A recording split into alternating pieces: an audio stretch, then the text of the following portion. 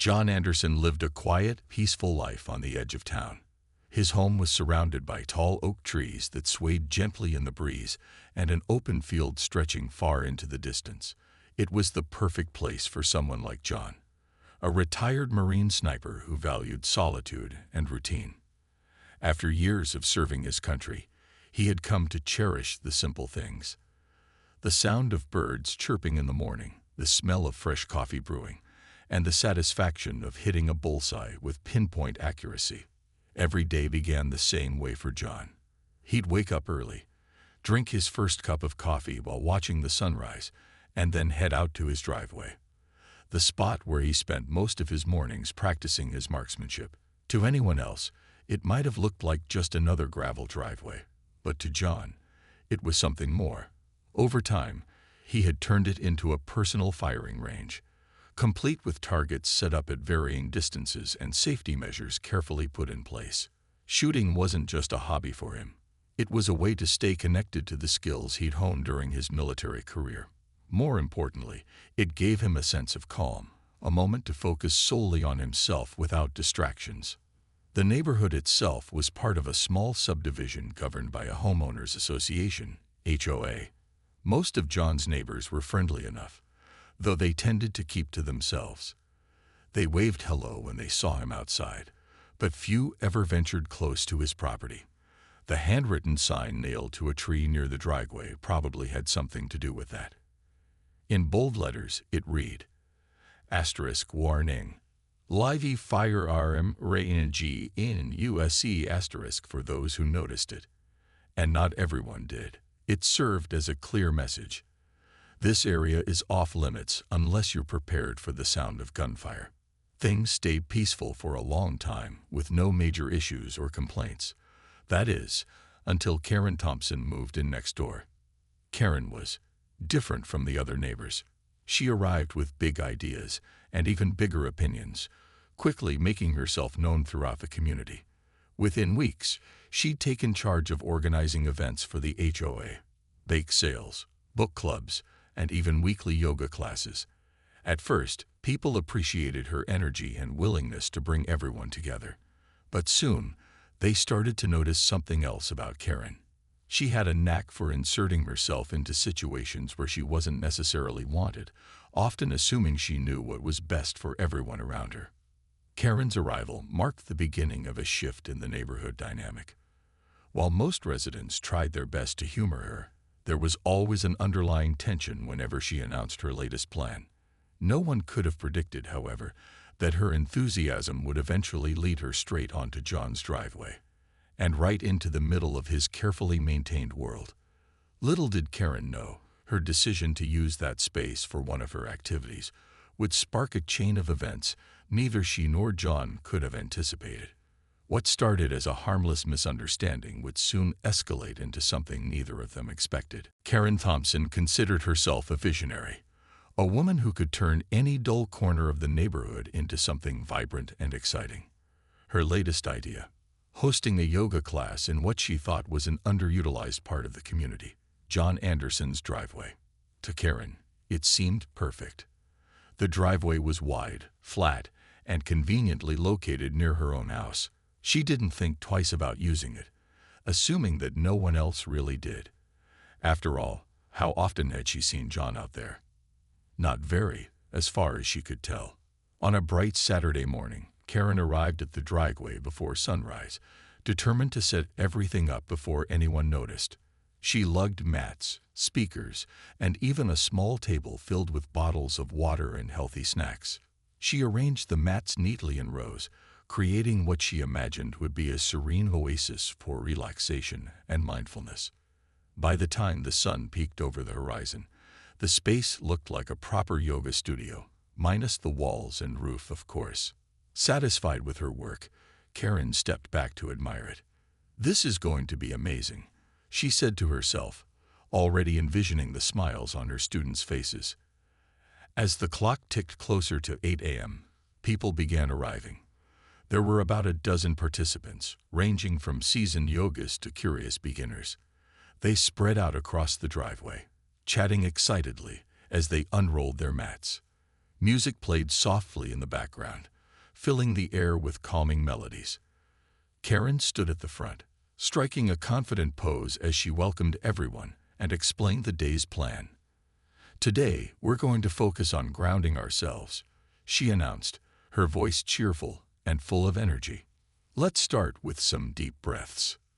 The group followed along, inhaling and exhaling in unison. No one paid much attention to their surroundings. They were too busy concentrating on their movements. None of them noticed the handwritten sign nailed to a tree just a few feet away. Asterisk warning.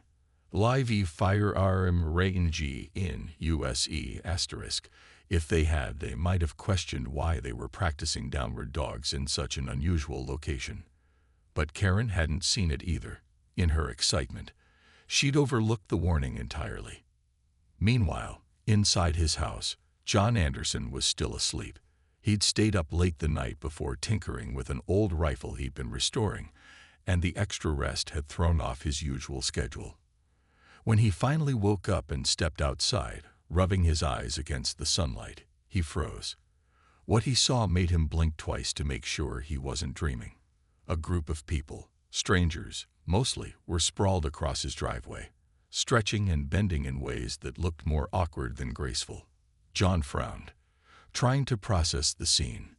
His driveway, the same one he used every single day for target practice, was now occupied by a yoga class, and leading it was none other than Karen, standing tall in the center like she owned the place. For a moment, John wondered if this was some kind of prank. But no, these people were serious. They were actually doing yoga on his property without so much as a heads-up. He walked closer, his boots crunching against the gravel. When he cleared his throat loudly, the sound startled the group. Heads turned in his direction, and Karen immediately straightened up, plastering a wide smile on her face. "Oh, hi, John," she chirped, waving enthusiastically. "I hope you don't mind. We're just using your driveway for our yoga class today. Isn't it great?" John stared at her, his expression unreadable. Then, in a calm but firm voice, he replied, "Actually, I do mind. This isn't just a driveway, it's my firing range. You're standing in the middle of my target zone." Silence fell over the group as his words sank in. Slowly, the smiles faded, replaced by looks of unease. One woman hastily grabbed her mat and muttered, "I'm outta here," before hurrying toward her car. Others exchanged nervous glances, unsure whether to stay or leave. As for Karen, her face turned pale, and for once, she didn't have a quick comeback. Karen's cheerful demeanor quickly crumbled as the weight of John's words hit her. The yoga students began to shift uncomfortably, glancing around at the empty driveway, and then back at Karen, silently waiting for her to explain how they'd ended up in the middle of a firing range. But Karen, usually so confident and unflappable, found herself at a rare loss for words. She opened her mouth to respond, but nothing came out except a weak laugh that sounded more like a nervous squeak. John crossed his arms and stood firmly in place, his tall frame exuding an air of quiet authority. He didn't raise his voice or make dramatic gestures. He didn't need to. His calm but stern tone was enough to command attention. "I appreciate you trying to bring the neighborhood together," he said, addressing the group as much as Karen. "But this is my private property, and I use it regularly for target practice. It's not safe for anyone to be here without permission." The reality of the situation began to sink in for the yoga participants. One man looked down at his mat, realizing just how close he had been sitting to where John typically set up his targets. Another woman glanced nervously toward the tree line, half expecting to see bullet holes in the trunks. A few people started packing up their things, muttering apologies as they scurried away. Within minutes, the once bustling yoga class dissolved into a trickle of departing neighbors, leaving only Karen and John standing face to face. Karen, however, wasn't ready to admit defeat. Not yet. She straightened her posture, smoothing out her yoga pants as if preparing for battle. "Well, John," she began, forcing a smile that didn't quite reach her eyes, "I didn't realize you used this space so often. If you'd mentioned it earlier, Maybe we could have avoided this whole misunderstanding." Her voice carried a hint of accusation, as though John somehow bore responsibility for not warning her ahead of time. John raised an eyebrow, but kept his cool. "There's a sign right there," he said, pointing to the tree with the bold red lettering. Asterisk warning. Live firearm range in USC asterisk. Karen followed his gesture, finally noticing the warning she had missed earlier. Her cheeks flushed red, though whether from embarrassment or irritation was hard to tell. "Oh," she said lamely, fidgeting with the strap of her water bottle. "I guess I didn't see that." For a moment, neither of them spoke. The awkward silence stretched on as Karen struggled to think of a way to salvage the situation. Finally, she cleared her throat and tried a different approach. "Look, John, I'm sorry if I overstepped. I'll make sure this doesn't happen again. But honestly, maybe it's worth considering whether using your driveway as a firing range is the best idea. Think about the kids in the neighborhood, or even the pets. People might get scared." John sighed deeply, pinching the bridge of his nose. He knew Karen well enough by now to recognize her tactic, turning a personal mistake into a broader issue about community safety. Still, he decided to address her concerns directly. "I understand your point," he said evenly, "but I follow all local laws and take every precaution to ensure no one gets hurt. I've lived here for years, and I've never had a problem. Maybe instead of jumping to conclusions, you could have asked me first before setting up shop on my property." Karen bristled slightly at his remark, but nodded stiffly. "You're right," she conceded, though her tone suggested reluctance rather than genuine agreement. "Let's just move on from this, okay? No harm done." But John wasn't entirely convinced. He watched as Karen gathered the remaining mats and equipment, her movements hurried and tense. Something told him this wouldn't be the end of it. Karen wasn't the type to let things go easily, especially when she felt challenged. As she walked away, dragging the refreshment table behind her, John couldn't shake the feeling that she would find another way to make this incident about something bigger, something that involved the entire neighborhood. By the time evening rolled around, whispers of the confrontation had already spread through the subdivision. Some neighbors sympathized with John, agreeing that Karen should have known better than to assume his driveway was fair game. Others sided with Karen, expressing concern about the potential dangers of having a firing range so close to homes. Tensions simmered beneath the surface, setting the stage for what promised to be a heated debate, one that would soon force the entire HOA to take sides. The next morning, Karen wasted no time in rallying her allies. She marched straight to the HOA president's house, armed with a folder full of notes and a rehearsed speech about community safety. Her argument was simple but effective. John's use of firearms on his property posed a risk to everyone in the neighborhood, especially children and pets. She cited vague concerns about stray bullets and loud noises disturbing the peace. To bolster her case, she even drafted a petition, collecting signatures from neighbors who shared, or at least claimed to share, her unease. Word of Karen's campaign spread quickly through the subdivision. Some residents were swayed by her passionate plea for caution, while others rolled their eyes at what they saw as another example of her overreach.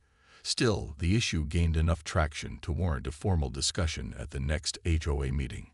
Notices were sent out, and soon the small community center was packed with curious neighbors eager to hear both sides of the story. John arrived at the meeting prepared. He knew Karen would paint him as reckless and irresponsible, so he came equipped with facts, photos, and even a copy of the county ordinances that allowed private firearm use within residential areas, as long as proper safety measures were followed. When it was his turn to speak, he stood calmly before the group, his demeanor respectful but firm. "This isn't just some random hobby," he began, addressing the room. "It's part of my life, something I've done safely for years. I have backstops in place to catch any rounds, and I always check wind direction and weather conditions before shooting. My targets are set far enough away from neighboring properties, and I make sure no one is nearby when I'm practicing. This isn't a danger zone.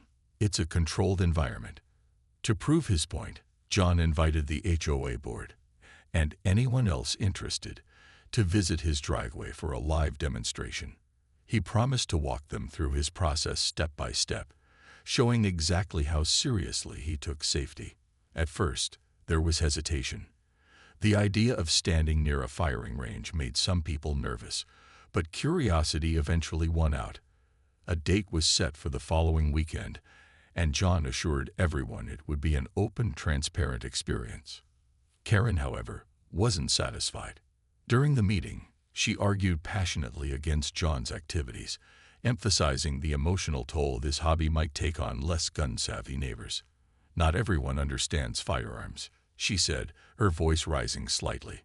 "Some people are genuinely afraid of them. Shouldn't we prioritize making this a comfortable place for everyone?" Her words struck a chord with a few attendees, particularly those who admitted they felt uneasy hearing gunshots echo through the neighborhood. Despite Karen's efforts, the HOA board seemed hesitant to impose restrictions on John without seeing the situation firsthand. They agreed to attend his demonstration, promising to keep an open mind. As the meeting adjourned, Karen lingered behind, whispering furiously to her closest supporters. She remained convinced that John's firing range was a ticking time bomb, waiting to disrupt the harmony of the neighborhood. For John, the upcoming demonstration felt like a chance to clear the air, not just with the HOA, but with his neighbors as well. He hoped it would help them understand that his hobby wasn't reckless or dangerous. It was simply a part of who he was. But deep down, he couldn't shake the feeling that Karen wouldn't give up easily. If anything, her determination only seemed to grow stronger with each setback. As the days passed, anticipation built around the event. Would John's careful explanations and demonstrations win over his skeptics? Or would Karen's fears prove contagious, swaying the HOA to side with her instead? The answers would come soon enough, but until then, the tension between the two neighbors continued to simmer, threatening to boil over at any moment. The day of the demonstration arrived, and John was ready. He woke up early, determined to make this event as professional and informative as possible. By the time the HOA board members and a handful of curious neighbors showed up, his driveway had been transformed into a model of precision and safety. Bright orange cones marked the boundaries of the shooting area, while large banners hung from nearby trees, clearly labeling it as an active range. Tables were set up with safety gear, ear protection, goggles, and even gloves, all neatly arranged for visitors to use. John greeted everyone warmly, offering coffee and bottled water before diving into his presentation. "Thanks for coming," he said, his tone calm but confident. "I know not everyone here is familiar with firearms, so I want to walk you through everything I do to ensure safety. This isn't just about me. It's about respecting the neighborhood and keeping everyone secure." He started by explaining the basics: how wind direction affected bullet trajectory, why backstops were crucial, and what kind of targets he used. Then, he demonstrated his process step by step. First, he checked the area thoroughly, ensuring no one was within range. Next, he positioned himself behind the firing line, carefully loading his rifle. When he finally fired a shot, the sharp crack echoed across the property. But instead of chaos, there was control. The bullet hit the center of the target with pinpoint accuracy, drawing murmurs of admiration from the crowd. Karen stood off to the side, arms crossed, watching every move John made. At first, her expression was skeptical, but as the demonstration went on, she began to soften slightly. She couldn't deny that John knew what he was doing. Each action was deliberate, each precaution meticulously followed. Even the most hesitant attendees visibly relaxed after seeing how seriously he took safety. When the session ended, John invited questions. One neighbor asked about noise levels, and he explained that he only practiced during designated hours to minimize disruption. Another wondered if stray bullets could ever leave his property, prompting him to point out the thick barriers and reinforced fencing he'd installed specifically to prevent such risks. His answers were clear, concise, and backed by evidence, leaving little room for doubt. Even Karen chimed in, though her question carried a hint of skepticism. "What about emergencies?" she asked, raising an eyebrow. "What happens if someone accidentally wanders onto your property while you're shooting?" John nodded, acknowledging her concern. "That's why I always post warning signs and check the area multiple times before starting," he replied. "And honestly, I'd rather stop mid-session than risk anyone getting hurt. Safety comes first, always." As the group dispersed, many of the neighbors approached John to thank him for the demonstration. Some admitted they hadn't realized how much effort he put into making his hobby safe.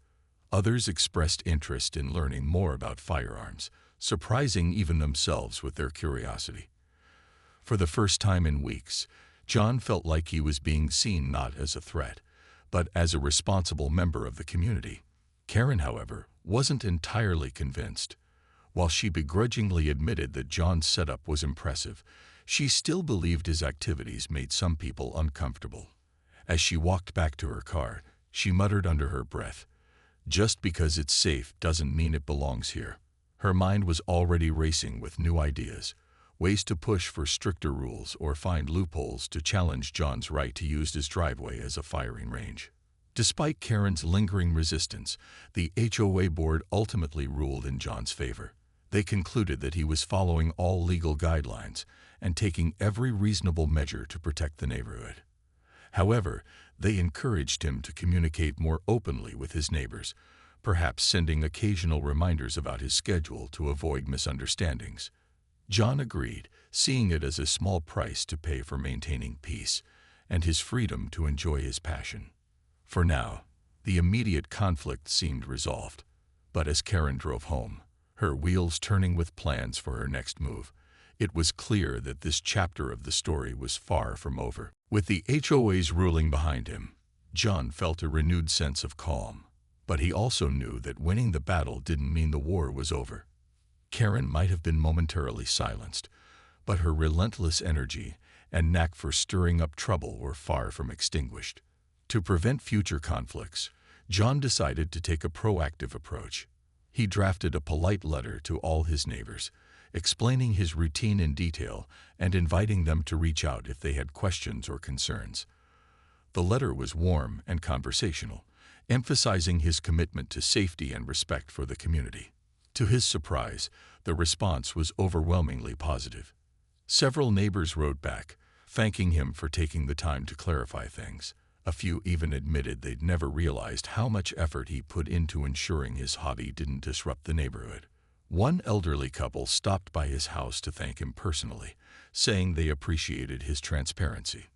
"We've heard gunshots before," the husband said with a chuckle, "but now we know it's just you doing your thing. No harm done." Encouraged by the feedback, John began making small gestures to foster goodwill. He left fresh-baked cookies on Karen's doorstep one afternoon, a peace offering, though she initially eyed them suspiciously before finally taking a bite. Over time, a handful of curious neighbors started showing up to watch him practice. They stood at a safe distance, wearing ear protection he provided, as he explained the mechanics of marksmanship and answered their questions. What started as wary curiosity slowly turned into genuine interest, and John found himself enjoying these interactions more than he expected. Karen, however, wasn't ready to let go of her crusade. Though her petition efforts had fizzled out after the HOA meeting, she continued to grumble about John's firing range to anyone who would listen. Her complaints grew quieter but more pointed, often laced with veiled accusations about entitlement and disregard for others. When she tried to organize another unauthorized event, this time on a different neighbor's lawn, the backlash was swift. The homeowner politely but firmly told her to leave, and word spread quickly through the subdivision. For once, Karen found herself on the receiving end of the frustration she had so often caused others. Seeing an opportunity to mend fences, or at least avoid further conflict, John approached Karen one evening while she was watering her plants. She looked surprised when he greeted her with a friendly smile. "Hey, Karen," he said casually, leaning against his fence. "Got a minute?" She hesitated, then nodded. "Sure, what's up?" Her tone was guarded, but not outright hostile. "I've been thinking," John began, choosing his words carefully. "You and I both want the same thing. A neighborhood where everyone feels comfortable and respected. Maybe instead of working against each other, we could work together. Why don't we team up to create some clearer guidelines for shared spaces? That way, everyone knows what's okay and what's not." Karen blinked, caught off guard by the olive branch. For a moment, she seemed unsure how to respond. Then, her shoulders relaxed slightly, and she gave him a small nod. "That actually sounds like a good idea," she admitted, almost reluctantly. "If we can make things fair for everyone, I'm willing to give it a shot." Over the next few weeks, John and Karen collaborated on drafting a set of recommendations for the HOA board. It wasn't always smooth sailing. There were moments when old tensions flared, and compromises had to be made, but they managed to find common ground. Their joint proposal included rules about noise levels, designated areas for activities, and better communication between neighbors. When the final document was presented to the HOA, it was met with unanimous approval. Though their relationship remained cautious, a fragile truce had been established. Karen toned down her confrontational tendencies, focusing instead on building connections within the neighborhood. And John, for his part, continued to practice his shooting sessions with the same discipline and care, knowing he had earned his neighbors' trust, even Karen's, to some extent. For the first time in months, the subdivision felt truly peaceful again. But neither John nor Karen forgot the lessons they'd learned. That coexistence required understanding, patience, and sometimes a willingness to meet halfway. Months passed, and the neighborhood settled into a rhythm that felt almost harmonious. John continued his morning shooting sessions, but now they carried an air of mutual understanding. He'd taken to posting a weekly schedule on a small bulletin board outside his driveway, letting neighbors know when he planned to practice. It wasn't legally required, but it helped ease any lingering concerns. The occasional passerby would wave or stop briefly to chat, and John found himself looking forward to these brief exchanges. His once private world had opened up just enough to let others in without losing its essence. Karen, too, seemed to have turned a corner. While she still organized events for the HOA, her approach had softened. Gone were the days of steamrolling over people's opinions. Instead, she made an effort to listen and collaborate. Her yoga classes moved to the community center lawn, a more appropriate location, and attendance grew as word spread about how welcoming and inclusive they were. She even invited John to join one session, though both of them laughed at the thought of him attempting downward dog. One crisp autumn morning, something unexpected happened. Karen showed up at John's driveway, not with mats or petitions, but with a curious smile and a pair of noise-canceling headphones. "Mind if I watch?" she asked, holding up the gear. "I figured it's time I saw what all the fuss is about." John raised an eyebrow, surprised but amused. "Sure, why not? Just stay behind the safety line," he replied, gesturing toward the orange cones. He handed her a pair of goggles and walked her through the basics: where to stand, how to protect her ears, and what to expect. For someone who had once been so vocal about her fears, Karen seemed remarkably calm, perhaps even intrigued, as she watched John take aim and fire. Each shot landed precisely on target, showcasing years of skill and discipline. "You're really good at this," Karen admitted afterward, adjusting the headphones around her neck. "I'll admit I didn't think much about it before, but seeing it up close, it's kind of impressive." John chuckled, shaking his head. "Thanks, I think. Coming from you, that's high praise." The moment marked a turning point in their relationship. Though they weren't exactly friends, they developed a quiet respect for each other, one built on compromise and shared experiences. Karen stopped trying to impose her will on every aspect of the neighborhood, while John remained mindful of how his actions affected those around him. Together, they proved that coexistence didn't require uniformity. It only needed communication and willingness to adapt. As winter approached, the subdivision buzzed with plans for a holiday gathering. Karen spearheaded the event. Naturally, But this time she worked closely with John and other neighbors to ensure everyone felt included. When the big day arrived, laughter filled the air as residents mingled under twinkling lights strung between trees. John brought homemade chili, earning rave reviews from the crowd, while Karen led a round of caroling despite her questionable singing voice. Standing by the refreshment table, John glanced across the yard and spotted Karen chatting animatedly with a group of neighbors. For a moment, he reflected on how far they'd come since that awkward Saturday morning when yoga mats clashed with firearms. Their journey hadn't been easy, but it had taught them both valuable lessons about patience, empathy, and finding common ground. In the end, the driveway returned to being John's domain, untouched by unauthorized yoga classes or uninvited guests. But it also became a symbol of something greater, proof that even the most unlikely adversaries could find peace if they were willing to meet halfway. And as snow began to dust the rooftops, casting a serene glow over the neighborhood, it was clear that harmony had finally taken root, not because everyone agreed, but because they learned to embrace their differences.